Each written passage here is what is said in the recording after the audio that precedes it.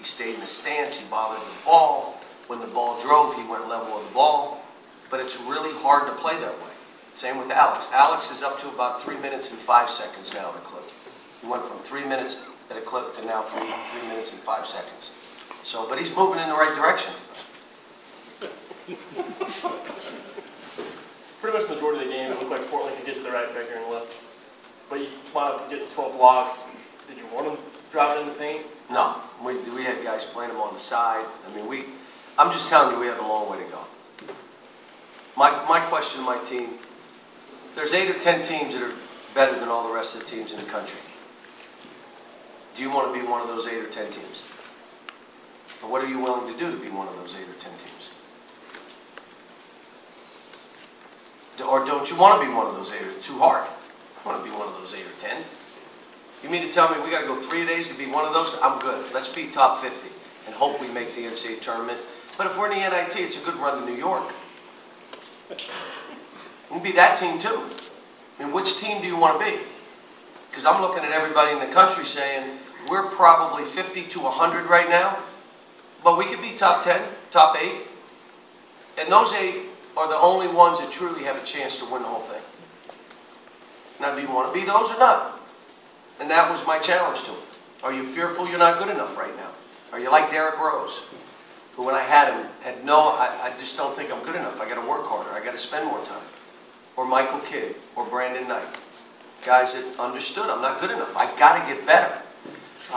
So those are the things. I'm working on as much mental toughness and the mentality this team has. And it's not all their fault. You know, we played Maryland and Duke to start off. We all think everything's good because we only lost to Duke by 3. It ended up being 9, but it was a 3-point game, so we're good. And we weren't right. And I knew we weren't right. So that falls on me. And I'm trying to correct the mistakes I made and make sure that we get these guys after it. John, did you give your guys a chance to answer when you asked them about where they wanted to be? Yeah, I told them that team meeting you had, have another one. Try to figure this out. Then come back and tell me. If you don't let me go nuts by myself. Just tell me. We're good, man. Just cool down. We'll jog it up the court. Help each other when we feel like it. Have some big threes sometimes, other times just let me know. And as I say this jokingly to you and sarcastically, I like my team and I like our players. They can, what are they choosing to do? Did you notice that the fans gave Kyle Wilshire a great ovation? Can you tell me what that was for? Tell me why they did it. He rebounded a couple balls. You know he didn't have a rebound in the first half. Our fans will cheer him. He only had 3 rebounds. You'd act like he had 12. But he got 3 in traffic that they haven't seen in 8 games. Well, that's what we've been doing in practice. There were loose balls that he didn't get. He had to sit down. You're not playing. Loose balls that Ryan didn't get. You're sitting down. You're not playing. I'm holding him accountable. I grabbed a couple of them after. It's hard, isn't it? Hard trying to be special. It's easy being mediocre. It is really hard to try to be special. Now, I can help you, or you can say, I don't know what I'm doing. Maybe I don't. I've never prepared anybody. I don't know. Or you can listen to what I'm saying and do it. You know, I'm not afraid to tell the media what I've said. I like our fans to watch and say, he is exhausted. Oh my gosh, look at him. So that these guys understand it's hard playing here and it's hard playing for me. You don't come here unless you want to be special. Don't do it. Don't torture you or me. You mentioned that start, you know, the tough games early on. Did that speed you up maybe or slow you down getting this team maybe to where you wanted to get them as you look back at it? It's a good question. We did what we did because we needed to figure out early because we didn't have anybody returning.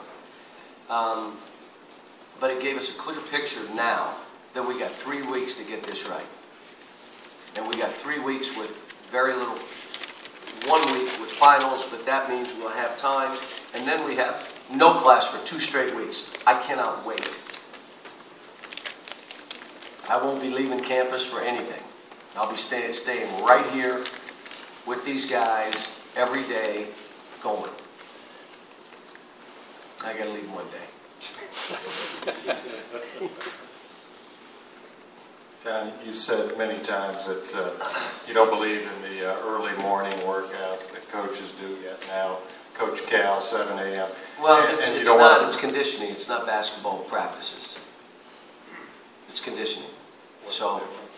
well, there's a big difference. The reason I'm doing it, it's not how much we're killing them in the workouts, it's that you gotta get up at 7 o'clock and do it, which means you're up at 6:30.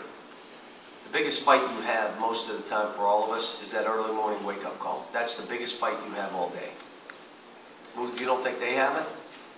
Now, if I can get them when they feel like that, having to condition and get their heart rate up, that means in a game when they don't feel like going, they know they have something in the tank. So I'm working, I told them, I'm working on you mentally more than even physically in the mornings. I'm just making you get up and sweat and get your heart rate up.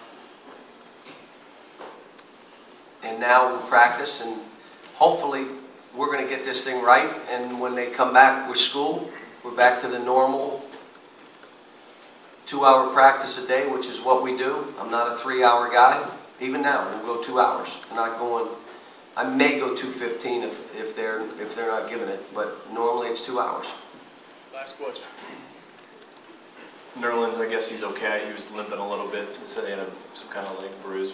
And just how he is and how he played through that today gave you a little bit of everything. He did all right. I thought, he started limping and we took him out. If you want to play, you fake it. Don't limp. And play.